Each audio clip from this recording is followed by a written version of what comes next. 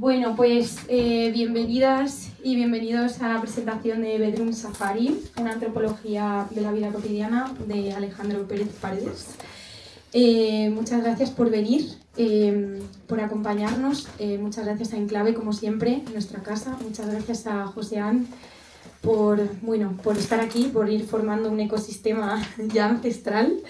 La verdad es que estoy muy nerviosa y estoy muy conmovida porque, ay madre mía, me voy a echar a llorar y todo, te dije que no me iba a echar a llorar, pero bueno, estoy muy conmovida porque, tengo la suerte o la desventura de compartir ecosistema con este ser que tengo a mi lado y bueno, pues gracias a este acompañamiento también he visto de cerca cómo Alejandro ha ido escribiendo este libro. Y bueno, ha sido una trayectoria larga, exhaustiva, muchas conversaciones, muchas horas delante del ordenador, muchas horas con Raúl también conversando. Raúl con esa capacidad extraordinaria que tiene de extraer y de ayudar en el pensamiento y la paciencia sobre todo y el cariño. También estoy muy conmovida porque creo que uno de los temas centrales de este libro es justamente la casa y creo que tanto en esta mesa como muchas personas del público como la propia librería Enclave se acercan absolutamente profundamente a lo que yo entiendo por hogar. Y también estoy muy conmovida porque una de las cosas que he aprendido con Alejandro es que... Ay, madre mía, perdón. Déjate llevar por la naturaleza. Vale. Bueno, sí, justo, el ecosistema. Una de las cosas que he aprendido gracias a Alejandro es, ay, esto es súper absurdo, no me ha pasado nunca esto. No entiendo nada. Suelo controlar mucho mis emociones en estas situaciones, pero bueno. Dale. Bueno, quiero decir, creo que me has atravesado con todo el nerviosismo que tenías antes. Yo estaba súper calmada y súper serena. Yo estoy nervioso, o sea... En este binomio, yo era como el ser estoico. Corazón, vale, perdón. Dale casa. Entonces, quiero decir que una de las cosas que he aprendido con Alejandro es justamente... Para ya. Hemos venido a hablar de este libro. Hemos venido a hablar de este libro. Si os despistáis. Bueno, perdón, es de pronto poder identificar algo que no había identificado antes con tanta concreción, que es la respiración silenciosa de quienes están cohabitando un mismo espacio, y no me refiero necesariamente a los seres humanos, sino a cualquier organismo o a cualquier ser orgánico o inorgánico. Así que bueno, muchas gracias por darme este espacio también para respirar en este libro, y gracias a vosotras y a vosotras por venir a respirar juntamente con Alejandro y con José. Y una vez atravesado este lugar así medio cursilón, pues vamos a darle caña, ¿no? Ya, y nos vamos a meter en las profundidades de este safari. Bueno, no sé si quieres intervenir ahora tú, José, ¿no quieres que le dé yo? ¿De qué quieres que hablemos? A ver, ¿por dónde empezamos? Venga, José, continúa. Sí, porque yo estoy... Bueno, creo que me toca volver a hablar del libro. Tenemos aquí un libro muy chulo que se llama Bedroom Safari. Creo que cuando lo tengáis en casa tenéis que haceros una foto igual que esta. Yo tengo una foto de momento hecho una de prueba con la coneja que vive con nosotros y encima del sofá, pero yo creo que la próxima que suba yo a redes será una en esa posición, ¿lo veis? Eso es lo primero que tenéis que hacer. Y lo segundo, el libro empieza por una teoría sobre la casa, sobre el hacer casa, sobre cómo los humanos hacemos una casa. Y bueno, pues le voy a pedir a Alejandro que nos cuente lo que quiera sobre o el origen del libro o el origen de la teoría de el hacer una casa, porque si lo cuento yo lo voy a contar fatal. Vale. Gracias. Bueno, gracias a todo el mundo por venir. Gracias ahora a Chian, que se levanta ahí al fondo. ¡Olé! Estoy muy emocionado. He dado mucho la lata. Gracias a Carla, que veo que se angustia incluso de hablar. Eso está bien. Y gracias también a José, gracias a la librería Enclave, a mí me encanta esta librería. He pasado mucho tiempo yendo a librerías muy especiales, por ejemplo la librería Montendler del barrio 18 de París, o una librería que iba mucho cuando iba de viaje en Montpellier, y cuando vine a Madrid me di cuenta que las librerías, la mayoría de ellas, pues era una especie de sucursal de escaparate de marketing. Y aquí sí, Pino tiene una curaduría de libros y hay como todo una... está pensado. Y me encanta esta librería, o sea, recomiendo a todo el mundo que venga aquí. Bueno, Bedroom Safari es mi tercer libro. Los otros 2 libros previos ya quedan muy lejos. Este es un libro que empezó hace aproximadamente 3 a 4 años, cuando caí enfermo y me vi en la necesidad de ir pensando sobre todas las cosas que tenía alrededor de mí.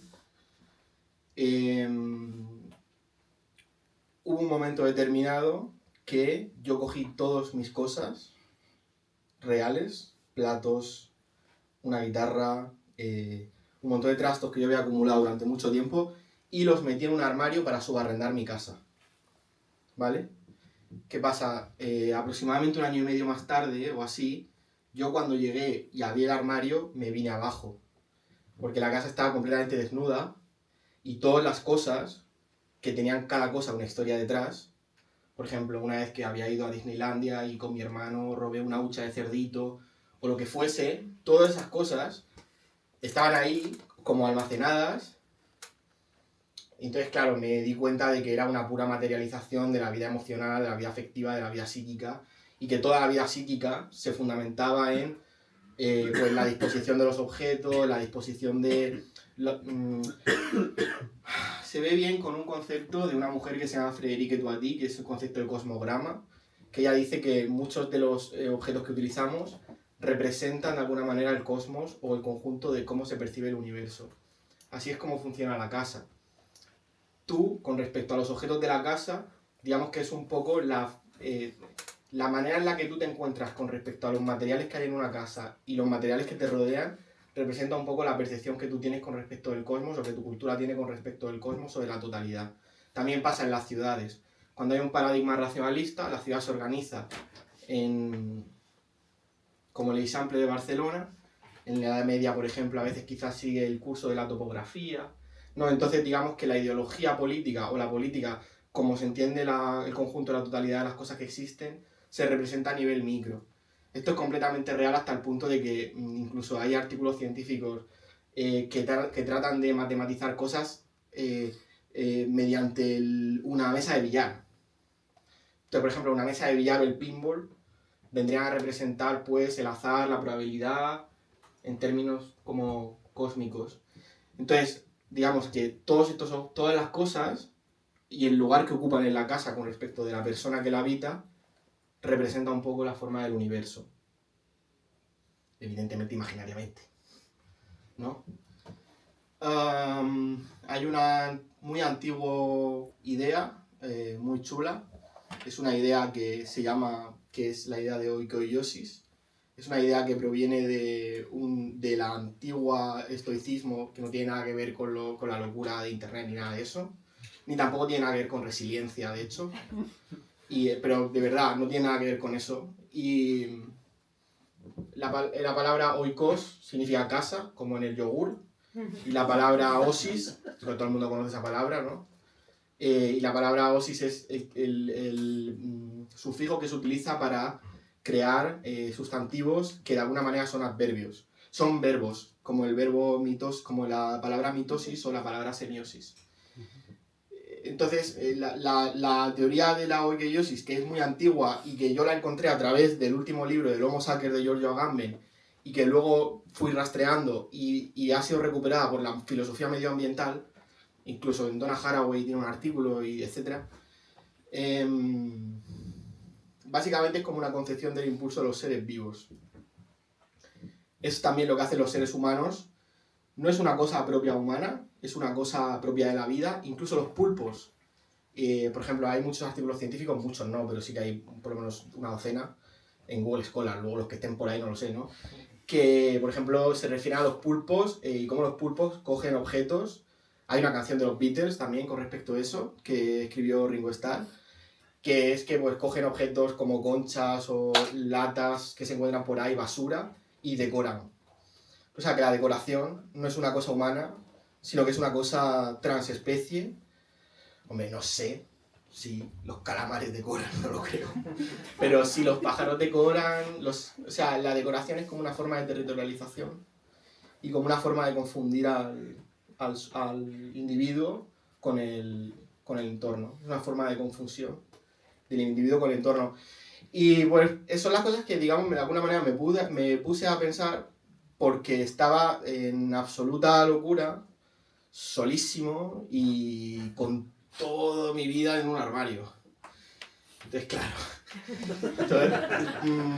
Entonces empecé a hacer una especie de teoría, también mucho con la idea de reencantamiento, que me parece muy importante. Eso es una cosa que puedo ahora rápidamente mencionar, antes de que continúe Carla y José haciendo preguntas o diciendo algo, que es que, como todo el mundo sabe, hay una idea, que es la idea de desencantamiento del mundo. Esa idea de desencantamiento del mundo se la inventó un sociólogo alemán que se llama Max Weber, y básicamente es como el mundo se transforma en mercancía y se tiene una percepción cuantitativa del mundo, ¿vale? Yo el desencantamiento del mundo también lo percibo como una desinvestidura emocional del mundo, porque generalmente cuando tú tienes un objeto, una cosa o una material o cualquier cosa investida emocionalmente, tienes fantasías extrañas sobre esa cosa. Por ejemplo, cuando te pones unos calzoncillos de la suerte. O sea, toda la vida cotidiana está llena de estas prácticas mágicas, todo el tiempo. Es hiperhumano y probablemente también otros animales lo hagan de otra manera, yo creo. Por ejemplo, quizá salir por la zona de la derecha porque crees que no sé qué, o como un montón de fetiches manieristas pequeños, micro, que los tienes súper interiorizados y ni siquiera te das cuenta.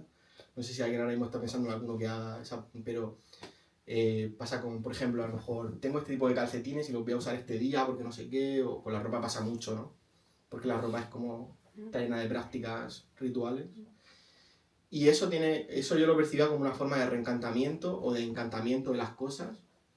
Y nada, o sea, hay un esfuerzo ahora muy grande, filosófico, por reencantar el mundo. Mucha gente está pensando sobre eso ahora. Especialmente los italianos, por ejemplo, están pensando mucho sobre eso. Una gente italiana que no serán aproximadamente de mi edad o de nuestra edad. Gracias. Y José, te queremos. Y bueno, hay muchos esfuerzos, ¿no? Por lo que puede ser reencantar el mundo después del nihilismo, después del ateísmo, después de la cientificación o la cuantificación de toda la realidad o la matematización de toda la realidad.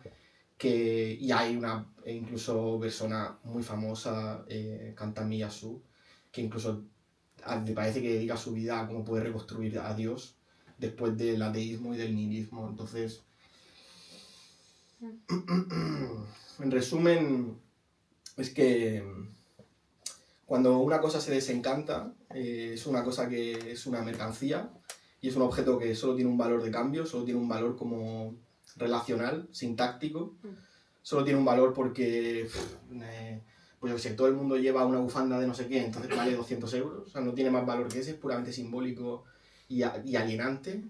Y cuando una cosa es como realmente investida y encantada, es cuando una cosa tiene un valor porque está investida por alguien y es una cosa especial. Por ejemplo, en casa, por ejemplo, hay una especie de pequeño caballo de metal que una vez Carla trajo de un Mallorca, que realmente es un puro objeto de metal que no tiene valor, pero sí tiene. Pero otra persona lo podría percibir como basura, ¿no? Eso es muy típico, ¿no? Cuando, por ejemplo, yo que sé, no quiero decir nada feo, pero se muere tu abuela y toda su casa es basura realmente, casi, ¿no? Pero a lo mejor para ella todo eso eran como objetos cargados de sentido y de enjundia. Luego me parece también muy interesante cuando tú hablas de oikeiosis, claro, hay varias formas de traducir esa expresión. En el libro dices que una de ellas es apropiarse del espacio, pero tú prefieres usar la traducción que utiliza Manuel Ecocha, que es hacer casa, ¿no? Porque el decir el apropiarse de un espacio al final tiene una connotación como de agencia unidireccional. Normalmente pues hay un sujeto que es humano que se dirige hacia el espacio y lo rellena, como ese contenedor vacío, lo rellena como imaginariamente con una carga emocional. En cambio, si hablamos de hacer casa, pues hay una idea de agenciamiento colectivo, casi conformando una especie de, que lo dices en el libro, un holobionte gigantesco con todos los entes y elementos y objetos que conforman ese ecosistema. Entonces, bueno, eso me parecía como importante dentro del libro y muy reseñable. Además, hablas de una autora, de una antropóloga estadounidense, creo que se llamaba Anna Tsing, es que yo no la conocía. Sí, y ella habla bueno, o sea, creo que simplifica mucho esta idea, pero que parece obvia, sin embargo es fundamental y troncal y crucial, que es la idea de que cuando estamos creando un hogar, cuando estamos haciendo habitable un espacio, estamos transformando el espacio del otro también. Entonces, evidentemente, pues del mismo modo que las bacterias generan la atmósfera, con ese oxígeno que están creando nos sirve a nosotros y a nosotras para poder respirar como humanos, y del mismo modo que los hongos fermentan el suelo, es así como pues las plantas tienen un espacio donde sumergir sus raíces, ¿no? Y hacer casa también. Entonces es todo como una concatenación, un entramado, que hablas mucho de eso, un entramado. Entonces, todo esto lo saco a colación porque me parece muy interesante cómo toda esta idea del ecosistema que tú traes a colación en este primer capítulo está muy vinculada, evidentemente, con la teoría de la vida cotidiana, que son estudios que normalmente tenemos asociados a algo pues aparentemente caprichoso, como algo menor, ¿no? ¿Quién demonios, quién diablos, a quién diablos le va a interesar de pronto pues la composición o qué efecto tiene una pastilla de jabón en el cuarto de baño, ¿no? O cómo suena un microondas? De pronto esto parece como algo, como decir, bastante accesorio y anecdótico si lo comparamos con otras cosas. Sin embargo, forma parte de todo ese entramado. Entonces, bueno, quería preguntarte un poco qué ocurre con este asunto de la vida cotidiana, por qué se ha asociado la teoría de los objetos, orientada a los objetos, y todos estos estudios se ha asociado siempre con algo más accesorio desde un punto de vista antropocéntrico, tal vez. Sí. Bueno, voy a activarme un poco porque si me pones con una cadencia de voz así un poco modo cardenalicia, me vas a venir abajo. A ver. La palabra oikeiosis se sigue utilizando todavía en el griego contemporáneo. Además es relativamente, no es una palabra extraña. Se suele traducir, claro, traducir del griego al español es relativamente distante, ¿eh? Y traducir etcétera, ¿no?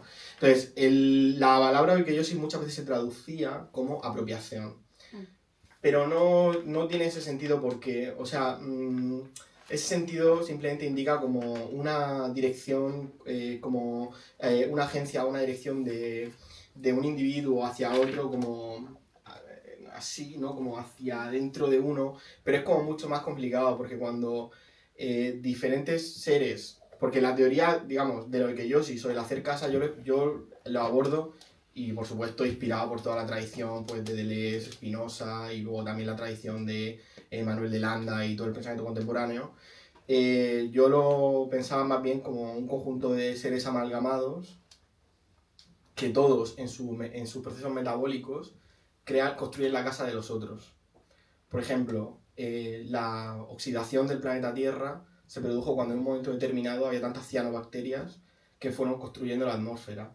Entonces, eso está muy emparentado con la teoría Gaia de Lovelock y Margulis, que básicamente dice que todos los seres vivos son un gran sistema de flujo digestivo. Entonces, como que realmente no existe un individuo. Toda la vida es como una única vida, toda la vida forma parte del proceso de hacer casa, De hecho, las casas muchas veces están hechas de madera y de objetos que están vivos o que son orgánicos o que están en proceso de descomposición o que están paralizados por el barniz o por algún tipo de... también los minerales son materia inorgánica, pero también hay mineral dentro del cuerpo, ¿no? También hay materia inorgánica, bueno, inorgánica no, pero también hay materia, digamos, mineral dentro del cuerpo, como también la casa combina elementos orgánicos e inorgánicos, ¿no? Entonces, la cosa era tener como una visión holística del proceso de hacer casa, casar, casamiento, familiarización, contemplando un poco en general, como de manera panteísta. Y también, sobre todo, la idea de que uno leyese y se reencantase y como tomase maná o chakra o energía y pudiese mirar las cosas como con un poco de misterio, de magia y de encantamiento y de maravilla, ¿no? Porque las cosas son muy deprimentes. Y sobre todo cuando uno, por ejemplo... ¿Y qué cosa más importante que dónde vives? Sobre todo cuando uno pasea por el IKEA, los catálogos, todos hechos en serie para producir subjetividades en serie y para producir como una especie de absoluta homogeneidad psíquica y totalitaria, pum, pum, pum, pum, pum, de conglomerado de madera horrible que encima es conglomerado, o sea, es humillante, porque no es ni madera, es un conglomerado de serrines, ¿sabes? Y eso tiene mucha influencia sobre el entorno. Tanta influencia tiene sobre el entorno que también está comprobado que la falta de estimulación sensorial genera enfermedades. O sea, la falta de estimulación sensorial, la falta de texturas, colores, sonidos, tacto, ¿no? Por ejemplo, muchas personas que nadie las toca, que eso es durísimo. Pero la falta de estímulos sensoriales provoca enfermedades mentales, hace caer enfermo, o sea, es antihumano. No antihumano porque no hay nada antihumano, pero... entonces, claro, todo este tipo, por ejemplo, de decoración blanca, gris, azul marino, ¿no? Que es la típica de nuestro tiempo, aunque ahora hay otros paradigmas que se están intentando de imponer, lo que se llama ahora el dopamine core, que tiene harto de colores y tal igual, pero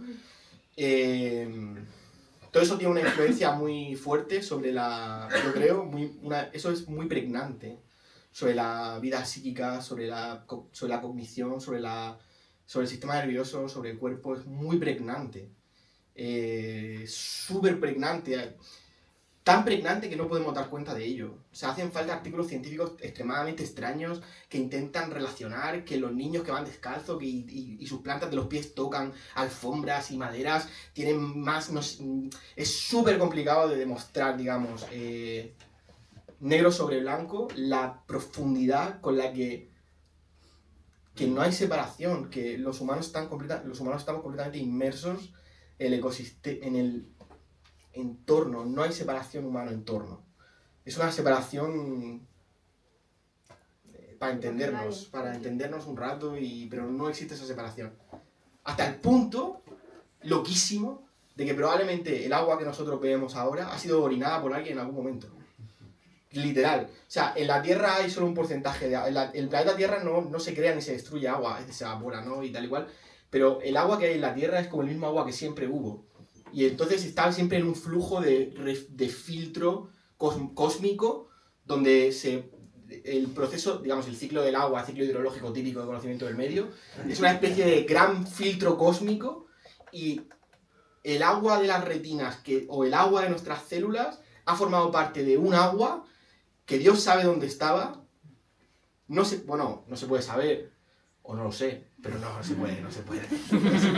Pero, o sea, es así de loco. O sea, y esa es la concepción que hay que tener, porque es una concepción ecológica, panteísta, que tiene un importante anclaje político de salvaguarda y protección del ecosistema y de la... que no hay individuo. O sea, solo hay individuo como una convención... y bueno, evidentemente sí hay individuo, ¿no? Pero como si no hubiese.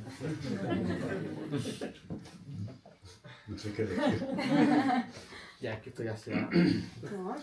¿no? No, que no sé qué decir después, que voy a hablar poquito porque quiero seguir escuchándote. Porque hay cosas que estás diciendo que no están en el libro y yo voy a decir algunas de las que están, o de las que me ha evocado a mí el libro. Vale. porque lo del agua sí está, pero hay otras cosas que no. Estamos aquí escuchándole y diciendo, ah, mira, esto es interesante, esto nos ha ampliado el libro. Bueno, leyendo este libro, uno camina por su casa distinto. Es decir, Alejandro, como nos está haciendo de guía aquí para su siguiente libro también, y para las siguientes cosas que hablemos después de la presentación, pero caminando con el libro por la casa, uno entra en un estado distinto, ¿no? Como si estuviera paseando con él, con el armario ese en el que tiene todas sus cosas, y uno también tiene todas sus cosas. Entonces nos lleva de la mano por nuestra propia casa enseñándonos rincones en los que quizá no habíamos reparado, ¿no? Montones de cosas que hay en nuestra casa, plantas que tenemos ahí y que de repente nos damos cuenta de que las tenemos porque todo Cristo las tiene, ¿no? Nuestra monstera, yo creo que tenéis vosotros una, Sí. en casa de nosotros también tenemos una monstera. Y bueno, yo creo que vosotros habéis estado hablando de esto mucho, yo no he hablado con vosotros nada, entonces las cosas que se me han ocurrido a mí del libro son muy distintas. Por eso digo que me voy a otro lado, porque vamos allá. Y bueno, el Bedroom Safari, yo recomiendo daros un paseo con nuestro antropólogo, que no es tan inocente como a veces parece, porque ya veis que no, pero otras veces sí, y nos lleva de paseo por lugares como la piel, la palabra, la intimidad, el jardín, la casa, el sonido, los libros. Por ejemplo, yo qué sé, voy a leer una cosa casi al azar, ¿no? Es como que Alejandro nos regala un libro de instrucciones para nuestro mundo, que quizá a ratos nos despista y a ratos nos flipa, como con este momento que he interrumpido yo con esto que estoy diciendo, ¿no? El momento este del agua, del aire. Estamos inmersos en un fluido que es aire, que es agua, que ha respirado todo el mundo antes que nosotros y antes de que hubiera mundo para los humanos, y que lo estamos reciclando y que no sabemos muy bien nuestro papel aquí, a la vez que estamos muy concentrados en nuestras labores diarias y en nuestro tragar o no tragar lo que tenemos que tragar para seguir vivos en este mundo de grandes corporaciones y de poderes que nos aplastan, ¿no? Y de repente estamos en nuestra casa, en una especie de exoesqueleto del Sapiens, que claro, lo que nos distingue de los demás animales es que tenemos un exoesqueleto. Somos cyborgs desde hace mucho, ¿no? Somos cyborgs que tenemos lenguaje y los demás animales no tienen lenguaje. Y tenemos un exoesqueleto que se llama casa, porque la casa del pulpo, pues, bueno, es muy pequeña y muy esquemática, pero la nuestra no lo es. Es una casa con mucha profundidad y, bueno, necesitamos todo ese aparataje porque somos muy frágiles y si se nos da la oportunidad intentamos hacernos una casa más grande y aislarnos más, pero la idea no es aislarnos, la idea es estar aquí sin aislamiento, apelotonados en clave de libros, todo lo que podamos y aunque no haya individuo, resulta que sí hay grupo, que si no, no somos nada, ¿no? Y entonces, bueno, pues Alejandro nos ha regalado un libro de instrucciones para nuestro mundo, que como todos los libros de instrucciones es fragmentario, no es total, no es absoluto, no nos da una guía que tengamos que seguir, nos cuenta, nos acompaña a un trecho. Y bueno, me pregunto, de las preguntas que nos estábamos pasando antes, ¿no? ¿Nos tomamos, no nos tomamos algo? Bueno, yo ahora tengo ganas, me gustaría estar en el salón de tu casa y me gustaría que me contaras qué música suena en tu casa. Ah, vale. Sí. A ver, muchas cosas que se han dicho. Yo no creo en una metafísica del individuo, porque es verdad que el individuo es muy importante, ya que lo que no tiene que ver con una construcción de la individualidad acaba también en enfermedad, generalmente. Tanto en su variante totalitarista de la economía de mercado, que fabrica como grandes habitaciones de Ikea todas iguales y como subjetividades planas, mediante las redes sociales, fabricando como puros cortapega de personalidad, así como en su variante totalitarista comunista, que también se ha demostrado que pues, esa gente era infeliz en esos regímenes. Pero no hay que, no creo en una metafísica del individuo en el sentido de que todo el tiempo hay un montonazo de materiales que están atravesando a todo el mundo permanentemente, ya sea de todo tipo, incluidas las cosas más banales. Al margen de eso, con respecto de la música, bueno, hay un capítulo dedicado en el libro, he dividido el libro como en los sentidos.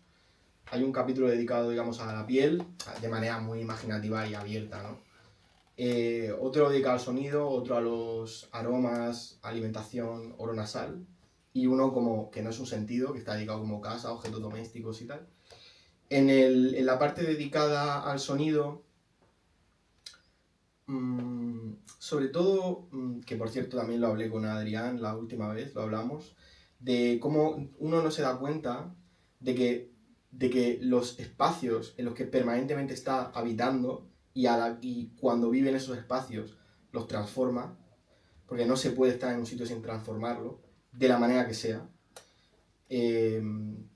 Hay como unos sonidos que están pautados que uno no se da cuenta.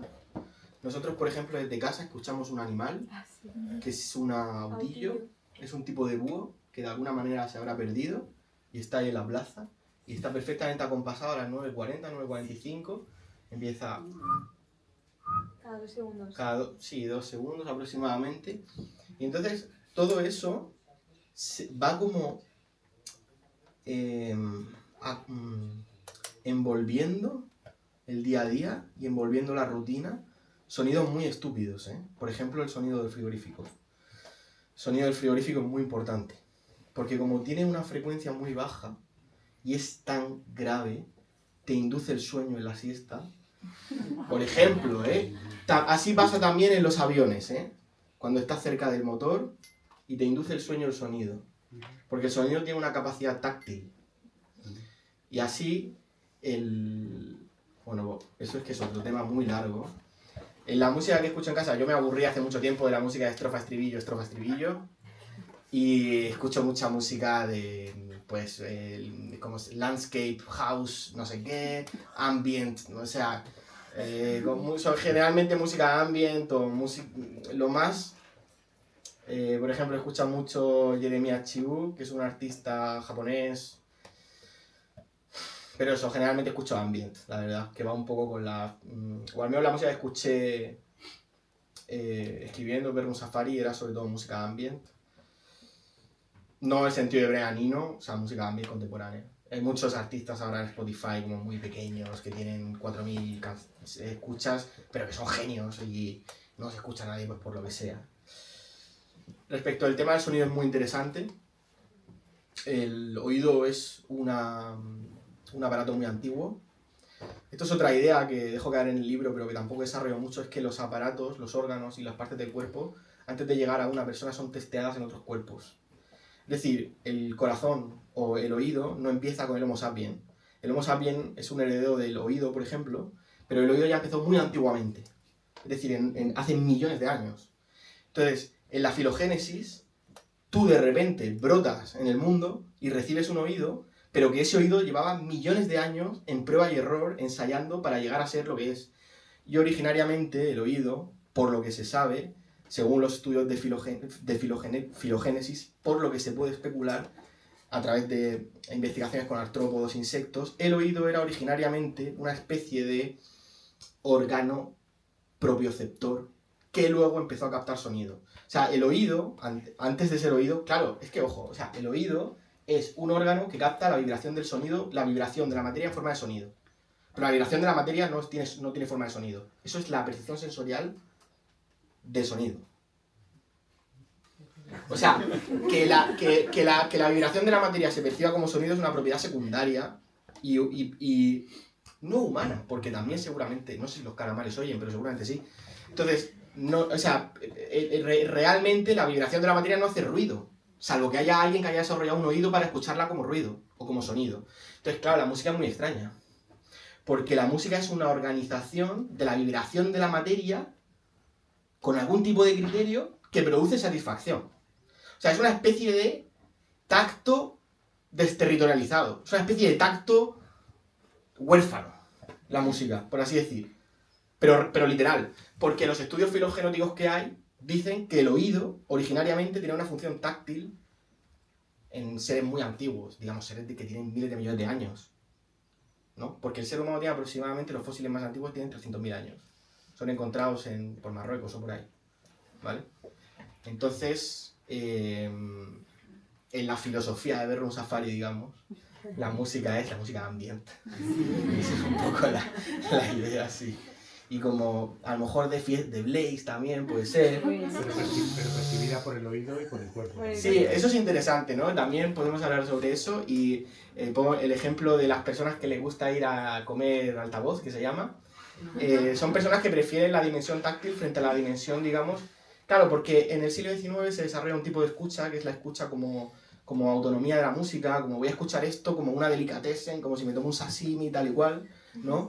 Pero generalmente la música no tenía esa función, o al menos antiguamente, por ejemplo en la música polirrítmica africana, ¿no? Que tiene como una función que tiene más que ver con táctil, movimiento del cuerpo. Hay un libro muy bonito que se llama The Philosophy of Atmosphere, de un hombre que se llama Bohm, La filosofía de la atmósfera, un libro muy importante, que trata de argumentar la idea de que la música no es un arte del tiempo, como generalmente se ha pensado, la música como una especie de arte de organización del tiempo.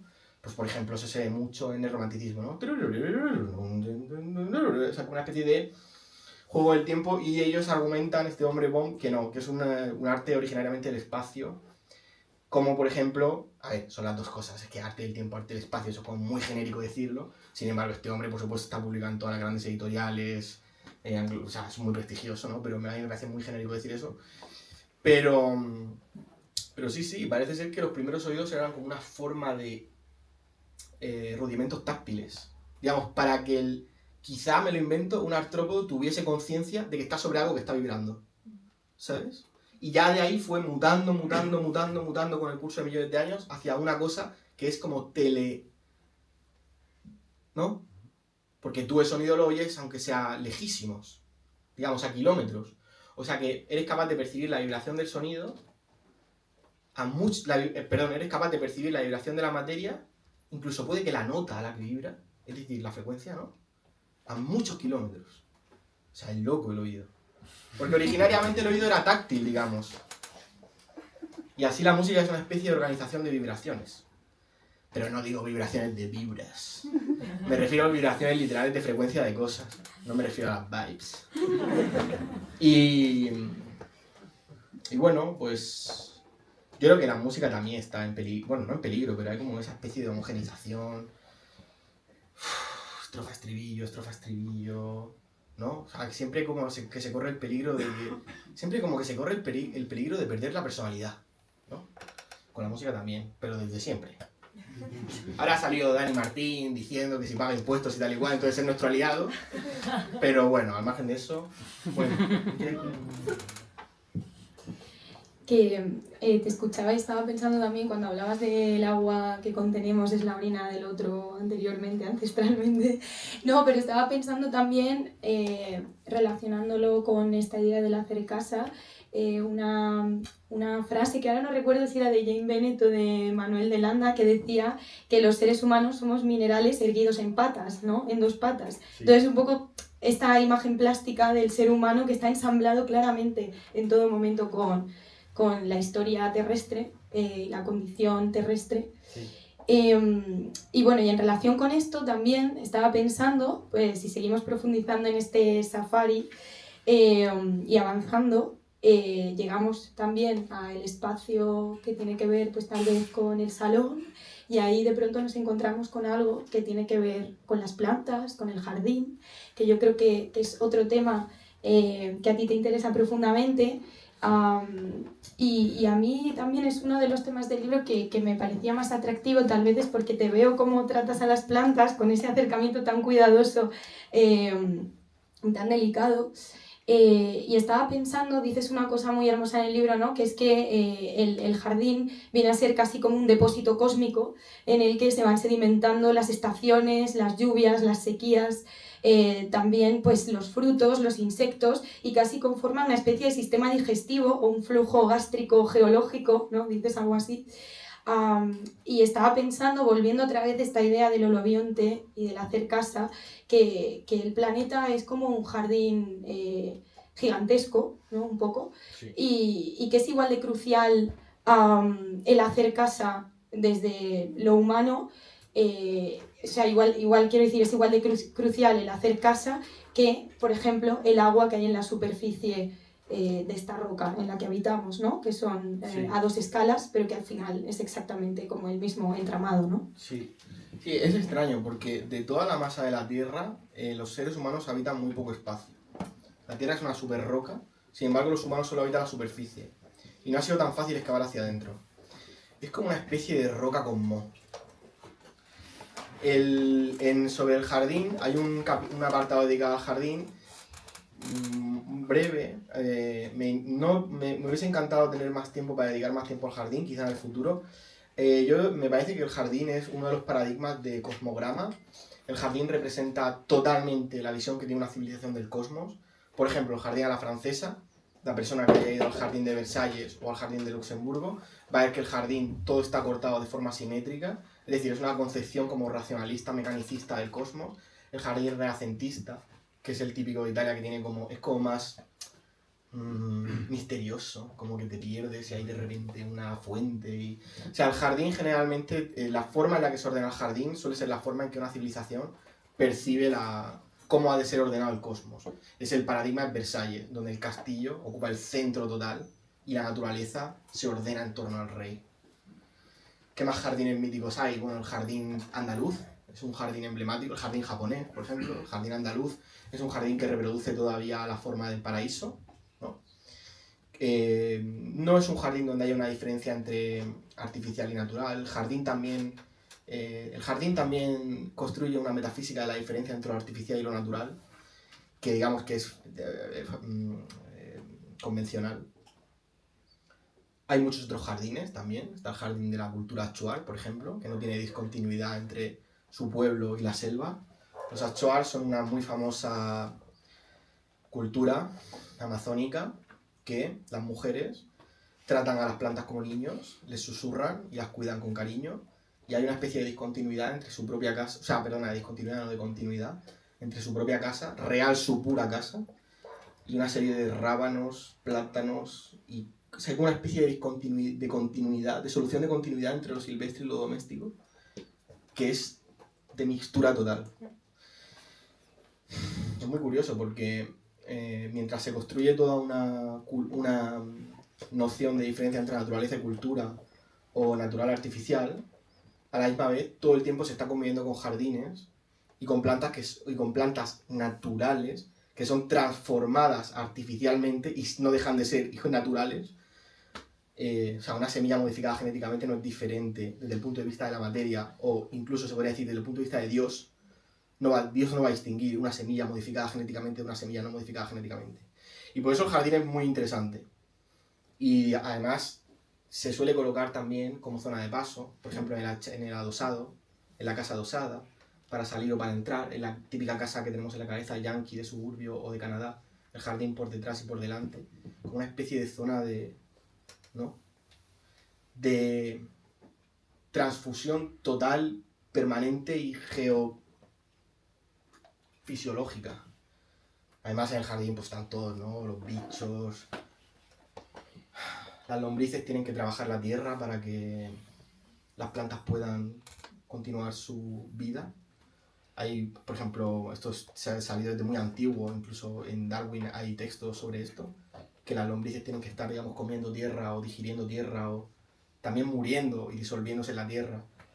Eso pasa mucho cuando intentas plantar plantas en una maceta y no, que generas unos estratos y te queda un mazacote de tierra, ¿no os ha pasado? Totalmente seca, porque la tierra no es así. La tierra hay como bichos que la mueven, bichos que mueren y pasan a formar parte del jardín. Es un jardín japonés, también es muy emblemático, es un jardín caracterizado porque las huellas de la huella humana está presente en el jardín. El jardín japonés, la huella humana está muy presente. Por ejemplo, cuando se rastrilla la tierra, la arena. El jardín japonés, a diferencia del jardín inglés, por ejemplo, quien ha estado en... ¿Cómo se llama el jardín mítico de Londres? Regent Park. Hyde Park. El jardín mítico de Londres trata como de performar naturaleza natural, ¿no? En plan, esto está aquí como el jardín francés, el jardín totalitario, por excelencia. De verdad, ¿eh? No, hay muchos artículos, mucha gente que piensa esto, no me lo he inventado yo. jardín japonés, el andaluz es muy bonito. No hay un jardín propiamente español, yo diría, porque en España hay muchas culturas. Y nada, creo que podemos pasar a la siguiente y ya... Bueno, hay un tema que vamos a hablar. Si cuando agarráis el libro, quizá no sepáis por dónde empezar, yo recomiendo que empecéis por el final. A mí me encanta el capítulo final que se llama Las mudanzas, se llama Mudanza. Y bueno, pues Alejandro habla de los montones de sitios en los que ha vivido en los últimos años, son bastantes. No me extraña que cuando abrió el armario se le cayeran encima todos esos lugares, ¿no? Entonces de repente habla de la calle Sardeña, que me ha hecho mucha gracia porque es la calle donde vivían también unos amigos míos y donde hemos pasado muchas temporadas por allí. Y bueno, en toda esta mudanza, habla en el libro hace un resumen del libro deliberado al final, ¿no? Y os leo un resumen muy breve. Como en la metafísica de Aristóteles, los nativos europeos creemos tener una esencia en razón de la cual todos somos siempre nosotros mismos. A la vez que los ecosistemas químicos que nos instituyen y constituyen, rizomas, enredos, acoplamientos, se entienden como accidentes ajenos e impropios. O sea, nosotros como algo estable y los demás como algo que se mueve, que es un accidente, que no está mezclado con nosotros, ¿no? Pero lo cierto es que la esencia es un enredo y a escala humana la mudanza representa la esencia íntima del mundo, la mudanza. En el libro se trata a veces de fondo, a veces de manera explícita, el tema del duelo, el tema de la pérdida, el tema de que los humanos somos seres que somos conscientes de que hay un antes, hay un durante y un después y que el antes no es recuperable y que perdemos, siempre perdemos, estamos perdiendo y todo es un camino hacia la desaparición, la finitud. Y bueno, pues en cada mudanza está resumido esto, está implícito esto y es un trance muy duro que yo creo que se refleja muy bien en la imagen de todas mis cosas en un armario. Ese armario está cerrado y cuando lo abro pues cae toda mi vida sobre mí y todo lo que implica eso, ¿no?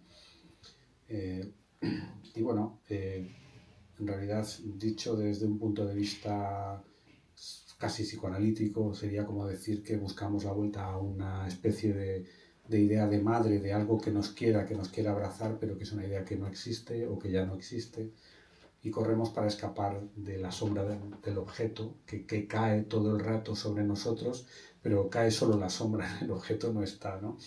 Y entonces, bueno, visto así, quizá el duelo sería como nuestra resistencia a la realidad. Los humanos, si nos descuidamos, estamos en permanente duelo porque todo el rato estamos perdiendo cosas y hay gente que vive en duelo permanente. A veces nos toca ayudarles a salir del duelo, ¿no? Pero como digo, el duelo a veces también parece nuestra resistencia a la realidad, porque la realidad es así.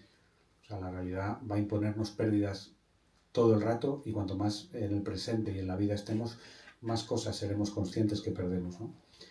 La realidad nos induce a una metamorfosis necesaria, constante, imparable.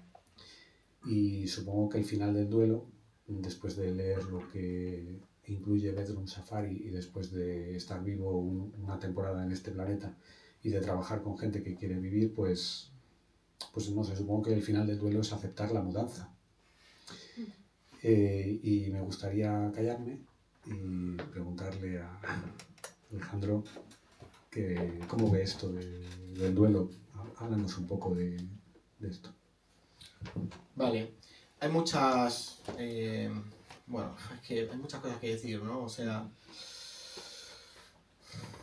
Bueno, como he sabido también, la teoría del duelo pues se remonta a Freud y seguramente antes, y de cómo en la melancolía, cuando algo ha sido perdido o cuando algo ha sido... Cualquier cosa, puede incluso con cosas... Puede ser con situaciones, momentos. Pasa cuando no se quiere ir uno de fiesta, cuando uno quiere quedarse permanentemente buscando el arco iris, pero no se llega. O sea, cuando no te quieres ir de fiesta también es como resistencia al duelo. Y la melancolía, pues como todo el mundo sabe, es como una forma de guardar permanentemente, quedar eclipsado por el pasado y quedar eclipsado pues fantasmalmente por el objeto perdido. La mudanza es una especie de ¿cómo decirlo? De condición sine qua non de la vida o de la existencia. Todo el mundo imagino que se ha mudado 1000 veces, es una cosa muy típica de nuestro tiempo, mudarse muchas veces. Y esto impone una especie de estilo nómada, palabra que ha sido como muy empleada por muchos teóricos y tal, pero que en realidad no es nada bueno, o generalmente genera como incapacidad de hacerse cargo del ambiente. O sea, que una persona sea permanentemente en estado de mudanza, lo que hace es generar incapacidad de hacerse cargo del entorno. O sea, eso todos lo sabemos, en plan, ¿para qué voy a regar esto si el mes que viene no sé dónde estoy, que se muera? En fin, ¿para qué? Sí, o sea, bueno, si alguien quiere fingir que no, pero generalmente es así, o sea. Entonces, bueno, luego al margen de eso, pues yo hago una especie de teoría poética de la mudanza, que a mí me gusta mucho. Hay, por ejemplo, hay diferentes culturas cómo lo resuelven. A mí me interesaba el ritual de la mudanza, no como la forma de ejecución paradigmática de la mudanza, sino realmente como un ritual particular de nuestra cultura. Nosotros tenemos un ritual muy pautado de cómo debe hacerse una mudanza, que solo mediante un gran ejercicio de inteligencia y desidentificación uno puede darse cuenta de que no es algo natural, sino algo cultural. Bueno, es que vaya, estoy recuperando este binomio que no debo... Pertenece a nuestra civilización, ¿no? Que es organizar todo mediante cajas, crear categorías de objetos y, creando categorías de objetos, disolver el afecto o la emoción o la práctica o el uso del objeto. O sea, si tú, por ejemplo, una cosa, por ejemplo, que yo hacía era conservar un tenedor muy pequeño, muy bonito, que ponía mi nombre, ponía Alejandro, que era un tenedor que yo tenía ahí, no sé ni de qué, probablemente algún tipo de cosa tipo comunión, pero que siempre lo tenía, y evidentemente es un tenedor que está cargado libidinalmente, ¿no? Podemos decir, o emocionalmente, afectivamente, o como se quiera decir, pero está investido y cargado. Y ese tenedor, cuando lo metes en una caja que se llama cubiertos, lo que estás haciendo es aplanarlo metafísicamente en categorías. Entonces, generalmente, cuando la mudanza, esta es la teoría, tú coges todas las cosas que conforman un ambiente, un entorno y una atmósfera sentimental y las arrancas de su lugar doméstico cósmico y lo metes en una caja que pone libros, deja de tener su efecto, es una forma como de desinvestir. Hay unos nativos, o la etnografía es, yo creo que de 1920, en la península de Minahasa, está en Polinesia, que lo que hacen es que cuando van a mudarse de casa, seguramente ya estos nativos han sido aniquilados, pero al menos cuando los etnógrafos recogieron los testimonios, estaban bien. Bueno, bien. Ya sabéis cómo estarían, ¿no? Seguramente traficando con ellos, o Dios sabe lo que harían. Bueno, pues lo que hacían era que llamaban a un brujo, los nativos de la península de Minahasa. Está así dicho, no sé, ahora mismo no recuerdo, en algún libro mítico de Malinowski, creo. Y entonces llaman a un brujo, y entonces se pone la familia ahí y tal, y viene el brujo, hace una serie de hechizos, coge sus almas, las mete en una bolsa, y entonces el brujo se va a la otra casa nueva y saca las almas de los residentes en la nueva casa. Entonces, antes de que los nativos de Minahasa se cambien de casa, el brujo hace una transmigración de almas de una casa a la otra, que es otra forma de resolución, ¿no? Pero no es... O sea, el ejercicio clave es como desidentificarse las prácticas propias y percibir las prácticas propias como una cosa muy extraña. Y realmente es súper extraño coger todos los materiales, organizarlos, hacer una criba de la memoria, porque la mudanza es el momento que dices, hostias, tengo aquí la chaqueta que me dio tal persona con 22 años a la basura. Eso es la práctica del duelo ligado a los materiales, ¿no? Y a los... Eso también no se ha abordado mucho, creo, a lo mejor de pasada, pero eso es muy típico. O sea, el momento de la mudanza también es un momento de ajustar cuentas con el pasado, ¿no? Me estoy acordando de los Simpsons cuando sube al trastero a tirar basura a Homer y dice la camiseta del Ayatollah Khomeini, Ayatollah, y entonces, no sé, esto es una broma muy y tal, pero... Y entonces tienen que tirar la camiseta del Ayatollah Khomeini y tal, pues esto, ¿no? O sea, a lo mejor tienes una camiseta que te regaló pues tal persona, pues lo típico, una persona que te ha abandonado, o que ya no te llevas con ella, o que te resulta doloroso recordar, o yo qué sé, entonces pues ajustas cuentas y lo tiras. La mudanza es como un momento como de purga, ¿no? Y nada, es curioso, ¿no? Hay también un poema de George Perec, no exactamente un poema, pero más o menos un poema que yo recojo, donde él es un poema de George Perec que dice: dejar un piso, vaciar la casa, desalojar, hacer hueco, largarse. Yo tomé este poema literalmente como etnografía, como una especie de testimonio etnográfico.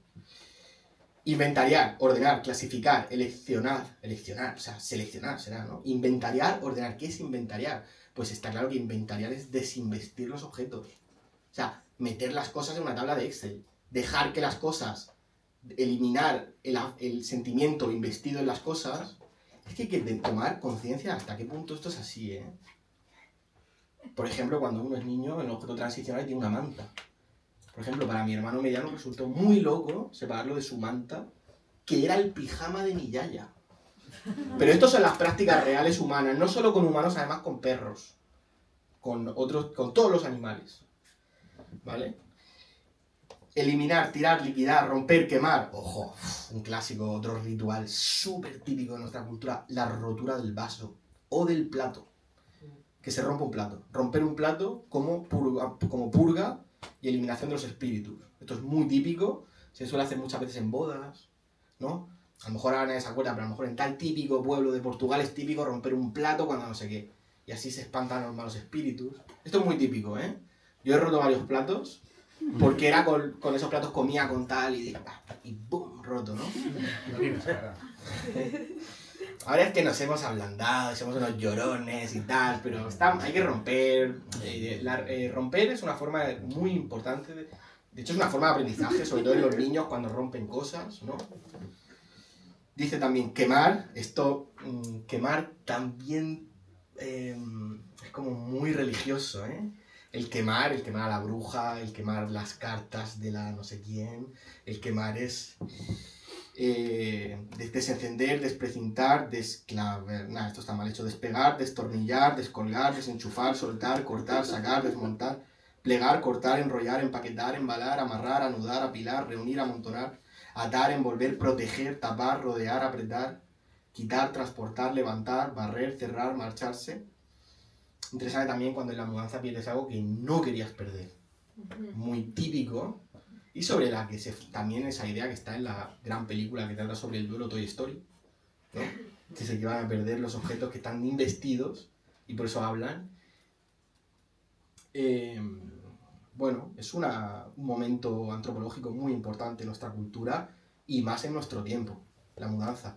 Yo diría que es, como se podría decir de manera más guay, un evento canónico, ¿no? Y muchas veces incluso debe venir alguien para ayudarnos, pero no porque la mudanza lleve mucho trabajo. Eso es lo que uno se piensa. Pero ¿qué trabajo lleva? Como tampoco estás mudándote con 8 cuadros, como y con los sofás y no, o sea... Si quieres te cuento. Ya, pero bueno, o sea, sí hay mudanzas que son como muy aparatosas con camión y todo, pero la mayoría de mudanzas, digamos... Bueno, las que yo he experimentado son un poco de un palo y una tiza.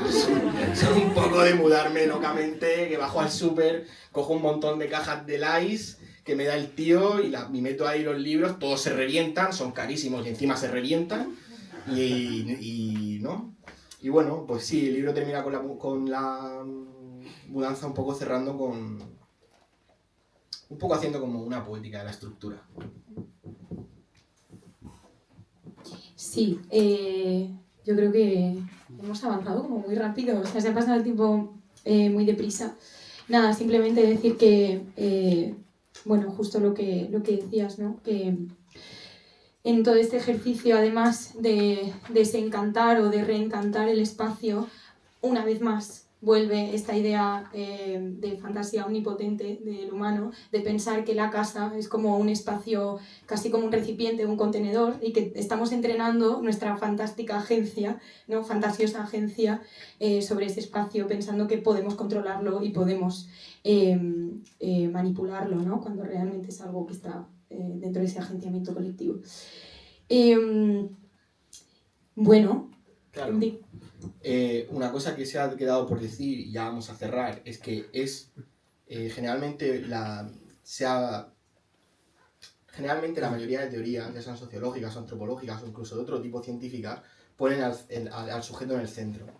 Pero normalmente no, o sea, es todo el espacio de la casa lo que da forma a la forma de a la psicología de uno.